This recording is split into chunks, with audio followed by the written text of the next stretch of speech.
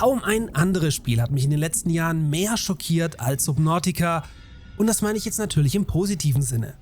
Denn die Angst vor tiefem Wasser und somit ohne zu wissen, was weiter unter einem lauert, sorgte für eine ganz eigene Atmosphäre, die zum einen extrem cool war, aber eben auch Ängste weckte, von denen man nicht mal wusste, dass man diese hatte.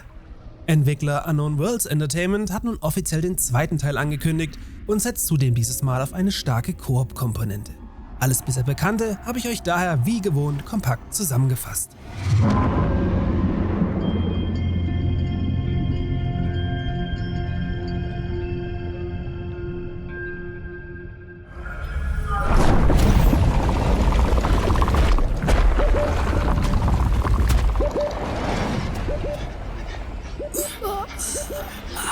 Abo da lassen.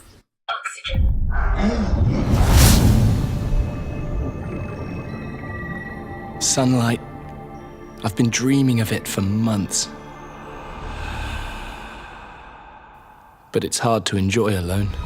Subnautica legte 2014 die Messlatte für Survival-Spiele auf ein ganz neues Level und konnte vor allem mit seinem noch unverbrauchten Unterwassersetting auf einem fremden Planeten punkten.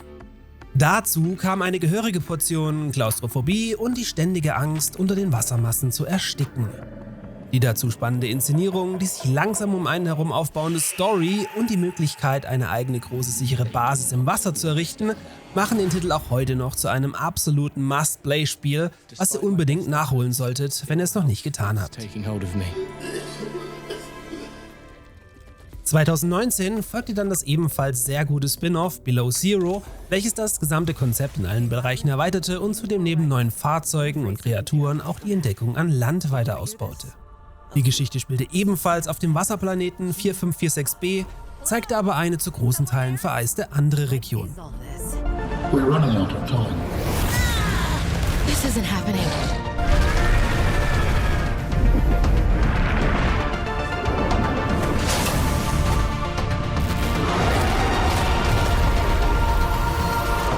Beide Teile könnt ihr euch übrigens bei meinem Partner Instant Gaming für jeweils 20 € oder im Deep Ocean Bündel für grob 40 € abholen. Und ihr wisst ja, mit einem Kauf über meinen Partnerlink unterstützt ihr zusätzlich diesen Kanal hier sehr. Alle Links daher wie gewohnt oben im i sowie in der Videobeschreibung. Nun möchte euch Subnautica 2 im kommenden Jahr erneut ins Wasser werfen, das Ganze aber dieses Mal mit bis zu 3 Freunden gemeinsam erleben lassen. Im Spiel werdet ihr, noch etwas nebulös, als Pionier in eine fremde Welt entsandt, wo dann natürlich wieder allerlei schief geht. Aber aus unbekannten Gründen besteht die KI eures Schiffs darauf, die Mission ohne Kompromisse durchzuziehen. So begebt ihr euch wie im Vorgänger in einen unbekannten Ozean, sammelt Ressourcen, forscht und baut euch eine eigene Basis auf. Hier soll dann ein neues, überarbeitetes Bausystem zum Einsatz kommen, welches euch deutlich mehr individualisieren lässt als noch in den Vorgängern. Die vor euch liegende Unterwasserwelt soll noch abwechslungsreicher sein, von aufragenden Unterwasserklippen über üppige Korallenfelder bis in die tiefsten, stockdunklen Tiefen soll alles geboten sein. Dabei soll dann schnell klar werden, dass hier etwas nicht stimmt, denn die Welt ist sichtbar aus dem Gleichgewicht geraten. Warum, wieso, weshalb, müsst ihr dann natürlich selbst herausfinden. Neu ist auch, dass ihr Proben von Lebewesen und Pflanzen nehmen müsst, um diese dann zu erforschen. So sollt ihr euch schlussendlich auch genetisch weiterentwickeln, um euren Körper besser an die neuen Bedingungen anzupassen. Etwas kryptisch heißt es: Doch diese Welt ist zu gefährlich für das Überleben der Menschen. Es sei denn, du veränderst, was es bedeutet, ein Mensch zu sein. Subnautica 2 startet kommendes Jahr in den Early Access auf Steam, dem Epic Games Store sowie für die Xbox und auch direkt im jeweiligen Game Pass.